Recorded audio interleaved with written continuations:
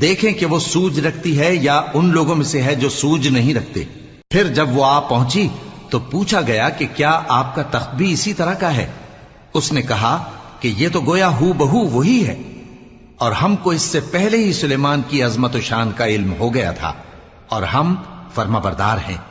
اور وہ جو اللہ کے سوا دوسروں کی پرستش کرتی تھی، سلیمان نے اس کو اس سے منع کیا کہ وہ کافروں میں سے تھی۔ اس کے بعد اس سے کہا گیا کہ محل میں چلیے۔ جب اس نے اس کے فرش کو دیکھا تو اسے پانی کا حوض سمجھا اور کپڑا اٹھا کر اپنی پنڈلیاں کھول دی۔ سلیمان نے کہا یہ ایسا محل ہے جس کے نیچے بھی شیشے جڑے ہوئے ہیں۔